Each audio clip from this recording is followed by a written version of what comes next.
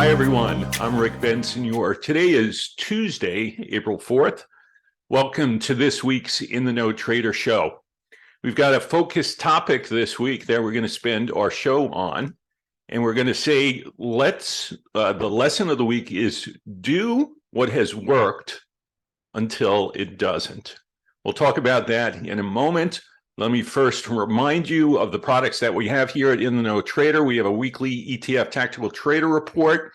It goes over the entire landscape of the macro world. So in other words, everything that can affect the U.S. stock market, including the bond market. So we look at U.S. Treasuries, credit spreads, the U.S. dollar index. We look at generally the gold market as a sense of if you've got risk on or risk off and how much appetite there is for gold and inflationary concerns.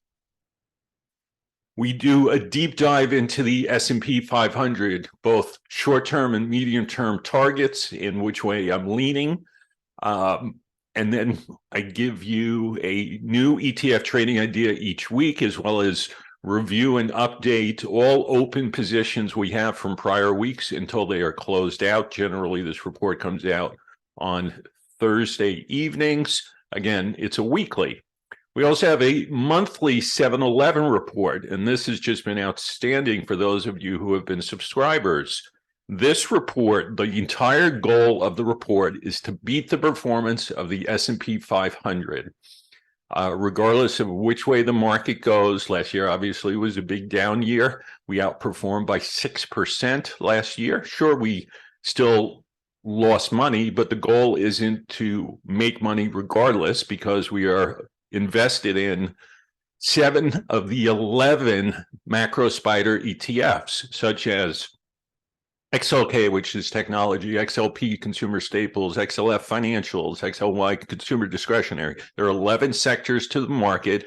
We choose no more than 7 of the 11 to be in at any given time. And here below, you can see the results through just a few days ago, March 31st. So last year, as I said, we outperformed the S&P by 6.01%, 11 of 12 months. We outperformed. In the month of March, we had our best month ever. We outperformed by 181 basis points, or 1.81%. It gets us even on the SPY, or the S&P, same thing, the spiders. Year to date, we had a tough going in January, as most people did, because of the massive sector rotations and the unwind of everything that worked last year became the laggards this year. Everything that was terrible last year are the leaders this year. We've been able to catch up, so now we are literally precisely even with the S&P 3 months into the year. But even more importantly to this is how well you do over time by following what we say in the 7-Eleven report. Going back to August 2020, that's 32 months ago when we started this report, you would now be outperforming by 12.77%. So if you had a theoretical $100,000 account on day one in August of 2020, you have an extra $12,770 in your account relative to what the S&P has returned you in the same time. There's a lot of things I can think of what I would do with an extra $12,770 instead of simply buying spiders and putting them in your account. I highly recommend you consider this, because it continuously proves that over time, the methodology that we use, which is a combination of fundamentals, quantitative, technicals, market timing, the behavioral influence of everything that goes on in the market, are all put together in order for me to come up with which sectors to be in each month. For an example, we got out of financials on December 1st of 2022, avoiding the entire dramatic decline that we saw the first quarter with the whole banking crisis. That alone saved us from underperforming the market. Simply having had the foresight, not that I knew that a banking crisis was coming, but I was able to anticipate, basis using all those ingredients, the likelihood that financials would underperform in the first or second quarters of this year, and that's why we removed it. We swapped it out for XLC, Communication Services. That has been a home run since, so it's been a very good swap. And again, we do 7 of 11. If you are watching this, you're probably watching this either on a direct link that I've sent you because you're a subscriber to In the Know Trader, or of course, you can find this on YouTube. Go to youtube.com/In the Know Trader to subscribe to this channel. Then each time you open YouTube, our most recent videos will be there right on your homepage, right on top. You can also follow me on Twitter at In the Know Trader. So let's go back to the lesson of the week. Do what has worked until it doesn't. Well, what do I mean by that? I mean that frequently in the markets, you will see certain patterns that have worked in the past on the particular chart you're looking at. And I would suggest that you follow it if it's showing up again to play that until you're proven wrong. So for instance, if there's a stock XYZ is bouncing on an uptrend line, and it's already, of course, we need 2 points to draw that uptrend line. So let's say market rallies, pulls back, and for a third time bounces on the line. And then it rallies and it comes the fourth time. Now it's playing with that trend line again. And you say, my God, if the trend line breaks, the stock's going to go down and I'm going to lose money. So you hesitate to do it because it might not hold this time. And what I would say to you is, if it's worked in the past, play that trend line to hold until it doesn't. Because the missed opportunity of waiting to see if it holds and then paying several percent higher until you get clarity that it's going to hold will cost you multiple percent, versus seeing that a trend line has worked. It's worked before. I'm going to assume it works again until it doesn't. And if it doesn't, then I get out and I take hopefully a small loss. But if I'm right, I'm going to do much better than waiting to see if it holds, paying up considerably more a week from now, 2 weeks from now, whatever, when I get more comfortable in it. Sometimes you have to do things that aren't necessarily comfortable, but they're intelligent things to do.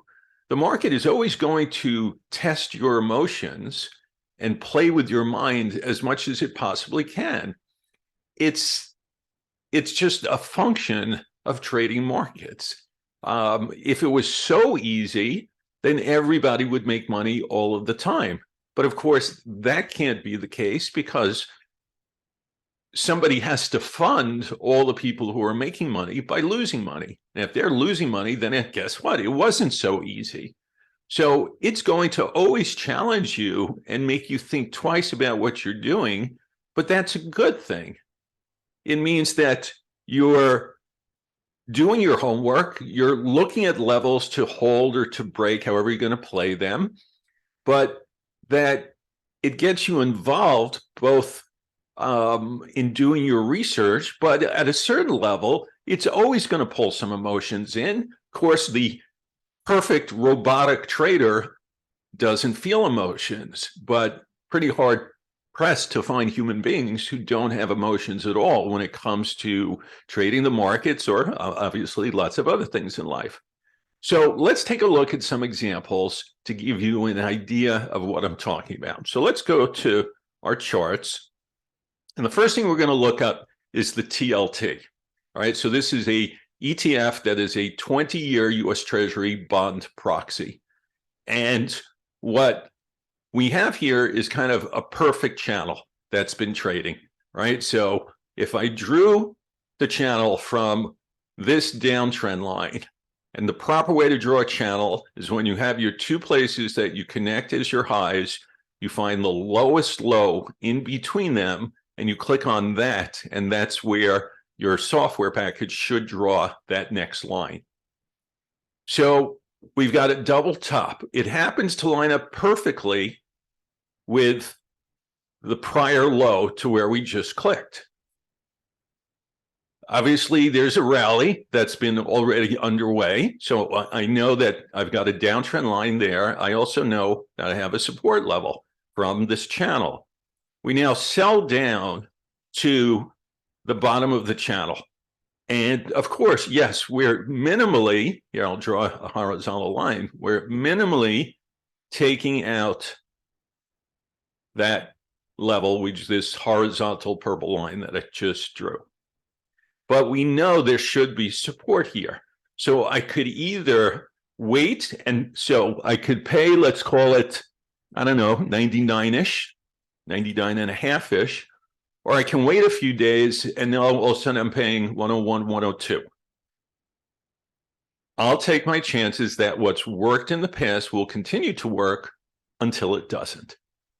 We then continue the rally and look where this stops just a few weeks ago on the top end, the top of the channel. A place to obviously do some selling. It pulls back. Now we're still keeping the uptrend. The middle, I have a line drawn that splits the channel, 50% above and 50% beneath. And I noticed that the pullback holds the midpoint and rallies, holds the midpoint, starts moving up. Even if I didn't have a position on, which we do, I could still potentially lean here on the long side because this middle level held. And until it doesn't, it works. We're moving back up. What happens when we get to the top end here? Are rates going to, are bonds going to stop when we get here? They've done it so far a few times. Is it going to stop again? It may or may not. Does it make sense to potentially do some selling up here if you're long? Sure, it does, until it doesn't work. And if it doesn't work, and there's a high likelihood that we go and fill this gap that goes all the way back to September of last year. Markets have a tendency to fill gaps. They don't necessarily fill every one of them, but there's a tendency to fill them over time. So I know that if I sell something near 109 and I'm wrong, we'll probably go up to 110 and a half to almost to like 111 and a half. And I have a decision to make if I want to put it back on or see what happens when we get here and whether or not it pulls back. But here's kind of a good example of look at what's worked in the past and assume it will work and continue to work until it doesn't. And when it doesn't, you take a small loss. And if you're right, you will do well over time. And it's actually, to me, much easier buying. Here, let me circle it just to make it, to me, it is much easier buying this than it is buying in here. Because I look at resistance, I see other things of where it just broke down from. There's a little gap. Maybe we just fill the gap and sell right back off, which it did. It's much harder. I actually find it much easier buying what I believe to be extremes of moves. And sometimes we get it wrong. We take our loss. But I'll stick with what's worked in the past will likely work going forward. Let's take a look at, actually, did I set this up? Let me see if I have it in here. No, I didn't do it. So I'm going to take this chart and just, here is the XLF financials versus, that's the daily, I want a weekly chart, financials versus the S&P, so relative performance. And we had, a very clear, oh, it's done it again. Hold on. Here we go. For a year and a half, financials traded in a range versus the S&P. When this price is moving up, it means the financial index is outperforming the whole S&P. When it's moving down, it means it's underperforming. We played this range. We got in, I can tell you, we had played an up move in 2021. We got out near the high. We then put financials on, I think it was, let me see, about over here. or so, I recall, is where we got back into financials. And I kicked them out December 1st, so somewhere around here. So we took out the bulk of the range. I was anticipating this high to hold again, and it did. And not only was this against the other highs that we'd seen, but it's also from where back in April of 2019 were the lows. So we got out here. And this didn't concern me because I was just playing the range, and we avoided the entire banking crisis decline. And that's the type of thing where what worked in the past continued to. So I played the range. I didn't get the perfect entry and I didn't get the perfect exit, but I played what was certainly, we took out 80% or so of the move. I'm content with that any day of the week. Let's take a look at UNH. Here's a weekly chart on UNH. Let's go back. Notice I have no other models here. Forget the, I have MACD up here, but I don't need it for this example. We have clear support. We have clear resistance. So we had 1, 2, 3, 4 different times that this level at about, where is that? I don't know, 460, 455 held somewhere around there in the past. We tested this, again, 2 points draw the line. So we tested it then and we tested it there. And then we come back down to the bottom end. Any reason to hesitate being a buyer in here? Of course, your mind can tell you, but Rick, if it breaks, it's going lower. Yep, exactly. If it breaks, it's going lower, probably. If it doesn't break, it's probably going higher. Which way do you want to bet? Do you want to bet that everything changes here, or what's worked in the past will continue to work? Obviously, you're much better off having bought the weakness when potentially the tone is the worst about the market, the tone is the worst about the stock, and yet I certainly prefer to be a buyer at 460 than the current 490 area, now that I have more confidence that that level held. If I pay 490 and it goes all the way back to the top of the range, great. I made money. I just made a lot less. But what happens if I buy it here and this little short-term trend ends up holding as resistance by this week's close? Now what do? I might have just bought the high of the move. I'd much rather buy against what has worked in the past than buying later, waiting for the security that it held, but then dealing with other issues that make it much harder to buy. Let's take a look at USO, the ETF that tracks crude oil. Look at this perfect channel this has been in since last July. I drew my downtrend line. I found the lowest low in between. That's my channel. So I clicked here to create this. Notice we got very close in December. Notice we take out the lows and yet came and held, and look what we've done since. Probably fair to say we're going back towards the upper end of the channel. Doesn't mean we can't. Remember, yesterday oil gapped up significantly, so there's a big gap here, and we certainly could fill some of it. I don't know if we're going to fill all of it in the near term, but playing what had worked in the past is certainly a decent idea. And you will see this time and time again. Look at Coca-Cola. Now, this is not up to date because I want to show you clear resistance up here, bottom here, from March. We break through. So if you had bought it, you take your loss, you watch, and then you see, watch what happens. It comes back, should find some resistance against where it broke down from. It didn't. It gapped through.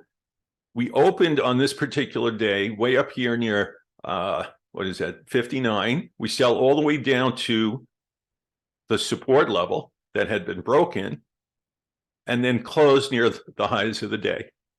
We continue higher, then we get some news or the market sold off going into late October. We open lower, hold this level again, the same horizontal line that had broken in the past, but it's starting to act as support again. And then we go off to the races. Now, it doesn't reach all the way to the top, but this is now real time. And again, we got somewhat close on the early March low. Still a range, and a lot of times you'll see this, and I'll highlight the area, when a range breaks down and then gets re-hurdled, and you get a strong move back up, that same level that used to be support tends to be support again. And you don't get the moves down to all the way down to the lows, but what used to be support, that zone tends to hold again. So if you look at the low there, if I put up where this low was in June, so that caught the November bottom. And again, we came awfully close to it right at the beginning of March. So then you have multi-month consolidation and then breakout to the upside. It's the type thing that it's done its work down here. We know it's got plenty of resistance up ahead. So I'm not saying you buy this now, but look at what's worked in the past. The last one is Tesla. Here's a daily chart of Tesla. Same type idea. Trading range, multiple highs. But Rick, if it breaks out, it's going to go higher. Yeah, but if it doesn't, it's probably going lower. So multiple times, this comes to $310. Falls, again, bounces off the prior lows, works to get you from 210 to over 230. That's a 10% bounce, and then it finally gives way. So yes, you'd have to be out in here if you were still holding. Comes all the way down to $100 stock, right? It's now come back to what should be resistance, and it continues to act as resistance. So not only did that level become an important level in February, but it also became an important level at the end of March. And until it gets back above, it's still resistance. Now, at some point, it may get back above, but then you're going to deal with this downtrend line, which I'm pretty sure is, well, no, it's not actually from all-time highs, but if we draw one, it may not be all that different. It looks similar slope. It's maybe a little higher. Let's see. Oh, it's a lot higher. But even this line, so the line from all-time highs has 3 points on it. I only drew 2 to draw the line, but last April of last year, that last year? Yep, April of 22 came to that downtrend line. So the point of this week's lesson is to not be afraid to play against levels that have worked in the past. There's no guarantees on anything, but the odds of success are upped, and your ability to control your risk are better when you lean against levels that have worked in the past, whether they're horizontal levels or diagonal levels from a channel or a trend line. Assume what's worked in the past will continue working, and at some point it doesn't, and then you have a small loss. So that's the lesson for the week. I hope you enjoyed the show. Again, follow me at inthenotrader.com on YouTube. And if you're interested in the type of work I do, subscribe to the newsletters. I also do coaching, and I spend a decent amount of my week spending time, hour-long slots. You can book me for individual coaching. Again, information, pricing on that, etc., is on our website, inthenotrader.com. I'm Rick Bensignor. Thanks for tuning in to In the Know Trader.